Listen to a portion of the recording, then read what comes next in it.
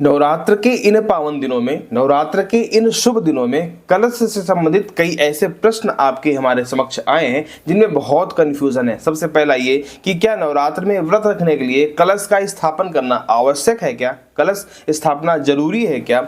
और जरूरी है तो फिर क्या कलश बिना जवारे बोए नहीं रख सकते हैं? क्या जवारे बोना भी आवश्यक है? इसके अलावा कलश किस धातु का होना चाहिए? इसके अलावा कलश के ऊपर जो नारियल रखा जाता है उसका मुख किस दिशा की तरफ रखना चाहिए? ये सारे जो कंफ्यूजन है आज की इस वीडियो में हम आपसे इन्हीं विषयों पर चर्चा करेंगे, वो भी शास्त्र प्रमाणों के साथ में। आप बने रहिए हमारे साथ वीडियो के अंत तक। चैनल पर नए हैं तो सब्सक्राइब करना मत भूलिएगा। नमस्कार प्रिय साथियों, मेरा नाम है सत्यम विष्णु अवस्थी और आप देख रहे हैं सरल उपाय सहज समाधान। चलिए साथियों वीडियो को प्रारंभ करते हैं। देखिए साथियों, नवरात्र एक ऐसा व्रत है जिसमें प्रत्येक सनातनी इन्वॉल्व होता है। प्रत्येक सनातनी माता रानी का आशीष आशीर्वाद लेने की पूरी कोशिश करता है, उसके लिए भरसक प्रयास करता है। व्रत रखना हो या फिर कोई नियम संयम रखना हो, खान पान का नियम संयम रखना हो, सारा कुछ हर एक व्यक्ति, हर एक साधक रखना चाहता है। उसी में बात आती है कलश के स्थापन की। तो क्या कलश स्थापना के समय में क्या हमें कलश स्थापना आवश्यक है क्या?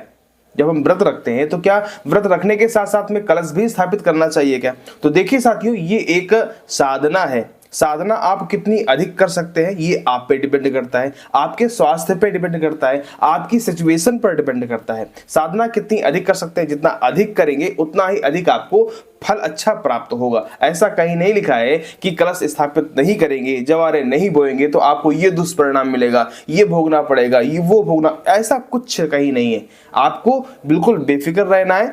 हमारे धर्म में कोई भी निगेटिविटी नहीं है, कोई भी नकारात्मकता नहीं है। जो भी है सब सार्थक है। यदि करेंगे तो अच्छा फल मिलेगा, नहीं करेंगे तो कोई दुष्परिणाम उसका नहीं है। श्रद्धा भाव रखेंगे उतना ही बहुत है। देखिए साथियों, एक प्रमाण मिलता है जिसमें बताया जाता है कि कलश रखना अति महत्वपूर्ण है। साथियों, शास्त्रकार कहते हैं कलास्तु सेरते यत्र कलश सच उच्यते धर्मार्थ कामदा यत्र पूजिते कलशस्य च।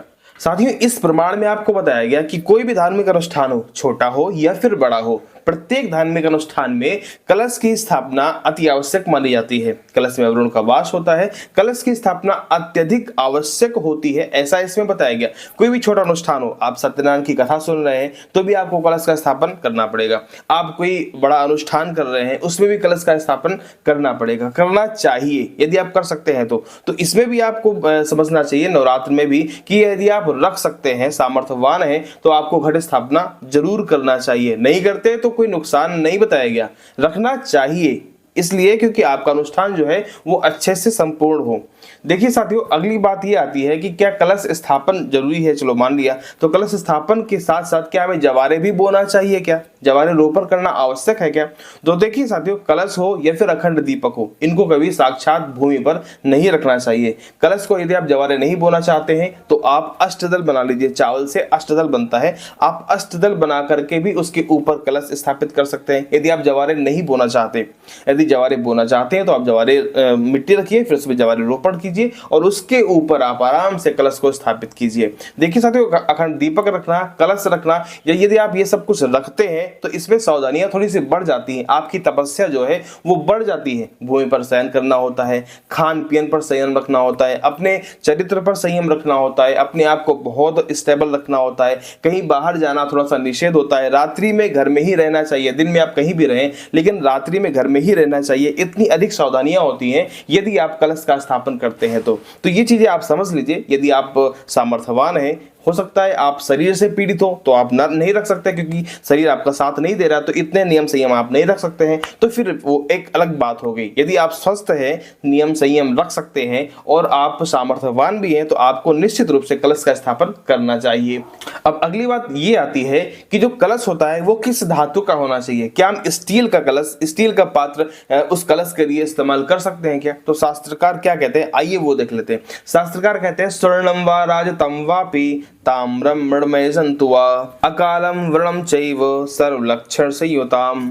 जो कलश होता है वो सोने का हो सकता है, वा राजतम वापि, या फिर आप चांदी का रख सकते हैं। ताम्रम, तांबे का भी आप कलश रख सकते हैं। इसके बताया मेजंतुआ, या फिर आप मिट्टी का कलश रख लीजिए। सबसे अच्छा सोने का, फिर चांदी का, फिर तांबे का और उसके बाद मिट्टी का। ये 4 हैं जिनमें आपको इन्हीं में से किसी का कलश रखना चाहिए। लेकिन स्टील का पात्र बिल्कुल भी अशोभनीय है, आप स्टील का पात्र मत रखिए कलश में। नहीं है तो आप मिट्टी का मंगा लीजिए, आप मिट्टी का पात्र रखिए, सबसे अच्छा माना जाता है। इस्तेमाल करके आप उसको कहीं अलग रख दीजिए, लेकिन आप स्टील का पात्र स्थापित नहीं करेंगे, ये आपको समझना चाहिए। बात समझ में आ गई। अब अगला प्रश्न एक और आता है कि जो कलश के ऊपर नारियल रखते हैं, उस नारियल का मुख हमें किस दिशा की तरफ रखना चाहिए। कोई कहता है ऊपर रखना चाहिए, कोई कहता है नीचे रखना चाहिए, कोई कहता है सामने रखना चाहिए। किधर रखना चाहिए, क्या है वास्तविकता, आज की इस वीडियो में इस प्रमाण से समझते हैं। साथियों, शास्त्रकार कहते हैं अधोमुखम शत्रु विवर्धनाय, प्राची मुखम वित्त विनाशनाय,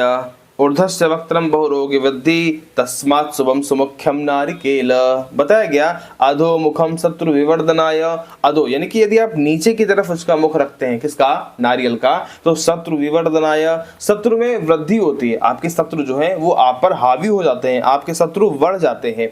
इसके बाद आगे बताया गया प्राची मुखम वित्त विनाशनाय। आगे बताया गया कि यदि आप अपना नारियल का मुख जो है वो पूर्व दिशा की तरफ रखते हैं तो वित्त विनाशनाय, धन का नाश करने वाला होता है, धन का अपव्यय होता है यदि आप नारियल का मुख पूर्व दिशा की तरफ रखते हैं तो।